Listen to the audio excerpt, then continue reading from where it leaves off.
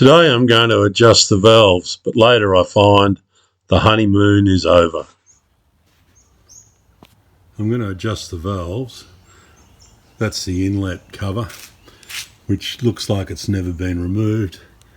The exhaust cover is a bit rounded off, so somebody's had a go at trying to remove that one. The way I get those out is a 17mm, and this is a 6-point impact socket, which shouldn't round aluminium. And then to adjust them, I've got a 10mm spanner and a flat blade screwdriver, which I will go through that procedure quickly. So I'll crack that open with the impact, and inside there you see a screwdriver slot in the actual adjuster and a 10mm lock nut.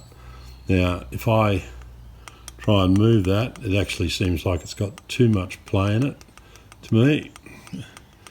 Oh well, I don't know where the cam is at the moment, so we'll have a look at that. I don't think it should ever have that much slop in it. That's a bit loose. That's the T. It's not centre in my hole, but to get the focus right, I need to have it slightly off centre. It's supposed to be lined up with this arrow on this side, would give you accurate top dead centre. But that's the timing mark. Now I think I've got that currently on the compression cycle. I'm going to mark the recoil starter cup and the casing there where this is at the moment, and then rotate it 360 degrees, which should bring me round to the, I need to bring it to the compression cycle. This is the inlet outlet cycle at the moment. I'm not happy with what I'm hearing with the timing of these valves. When it's on top dead centre on the inlet outlet cycle, the exhaust should be just closing and the inlet opening as it crosses over top dead centre. I think we're out of timing by 45 degrees at least, from what I can tell. So I was going to try and pick this cover out, but that has just started to tear a little bit. So I'm going to take the whole top off. There's no actual gasket, just an RTV seal around the top there. So I can knock that off and not require a proper gasket to put it back on again. Well, I was having a good run with this engine until now. I've just taken that valve cover off and found a totally buggered journal there, which will have destroyed the aluminium head casting and the camshaft. I don't know what's left of the chain guide. It's quite a mess. No wonder I didn't think the valves sounded right. The actual valves have been running on the piss. Both these journals will be damaged because of that. As I said, a bloody mess. So I'll need to have a think about what I'm going to do. Up until now I couldn't believe my luck with this engine. Certainly all the electrics is good. And this morning I thought, oh, well, I'll adjust the valves just out of curiosity. Heard it clunking. And when I went to just try and get this top dead centre mark lined up here, which I marked after looking through the inspection hole here, I could see, well, I could see the valves not working in time, and it turns out the actual timing marks on this cog here, oh, as I mentioned 45 degrees out of whack. Well, it's up to, I can rotate this crank now. That sprocket should be set about there, and that's more like 90 degrees out of whack. So that leaves me with the choice as to what to do. I was hoping not to have to do too much more to this engine and get on with the frame, but I'm thinking I will continue with it. Little tabs on here indicate to me that it probably hasn't been apart previously. And so I've got to get that sprocket off to be able to get the cam out and the sprocket off so that I can release the cylinder head from the jug.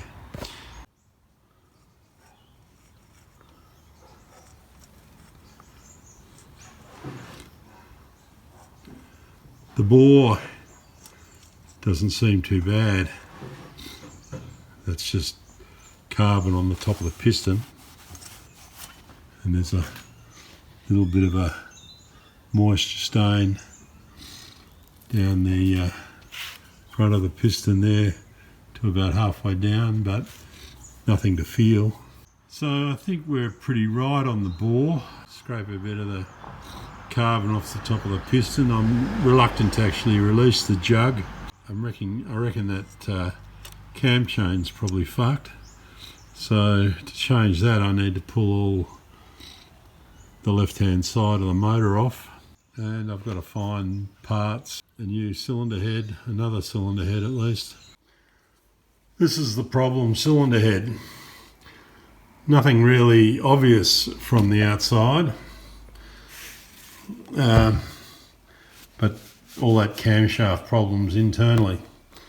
Now, this one is off an 88, 89 bike. I think it was sitting out in the weather for some time. It's got rusted in valve in there, and yeah, that's the case for both inlet and exhaust. And it's got the 89, 87, 88, 89 bikes had a smaller carburetor, had a smaller inlet manifold. Well, that just is unscrewing okay there, just taking that bolt out, get rid of that little piece. I had a look at this cylinder head back when I was doing my 1990 bike. Yeah, when I saw the valves in it, I thought I'd give it away. But let's revisit it and see whether there's bits in here that can, well, I need the castings, the whole shooting match, if I can swap bits across. This 89 cylinder head looks good under the valve cover here. The actual cam journals are smooth in both the top and the cylinder head.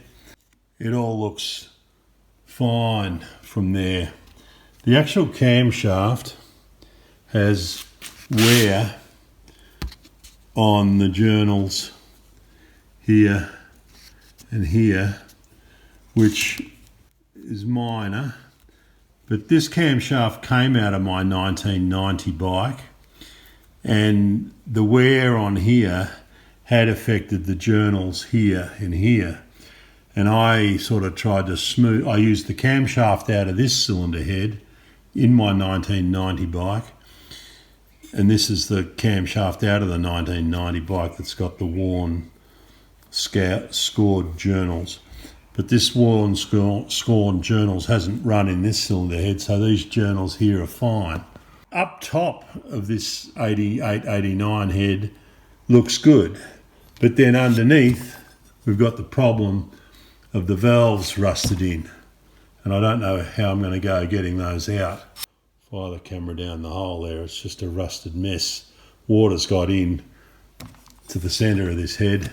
So I'm thinking that if I could knock the valves out of this head and replace them with the valves out of the 96 head, I can use these castings, resurrect. I don't know what the valve seats are going to be like.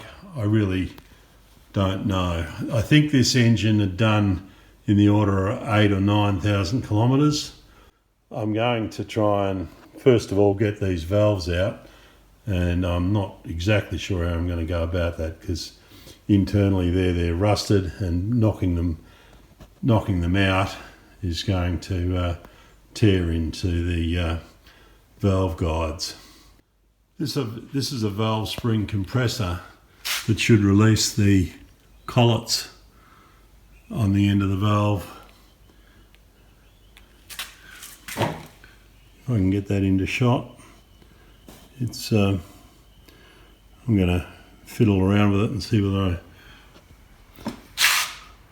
I bought that tool for 25 bucks at a farmer's market or something and haven't used it, but I think it just clicked then and maybe released the collets, so I'll fish them out and see how I go. This is the actual 96 head that I'm releasing the valves from. These are the little collets that come out that clip into that little slot at the top of the valve. That's what the collets sit in, holds the spring down. That's the valve removed. It's an exhaust valve.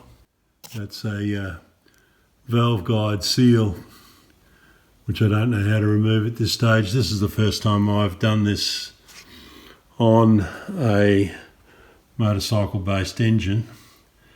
I'm going to take the inlet valve out next. I'm going to bag them up separately to keep the parts that went together. So I've got the spring off this. This is one of the rusted in valves. Now, the part of the valve that's got to go, it's going to be tapped down and through into the cylinder head. The actual top part of the valve is clean. It's not like you're dragging rust through a guide. The rust will be on the underside of the valve, and I'm hoping that a light tap will have these valves come out. We'll see what happens. So that's the corroded inlet valve moving down.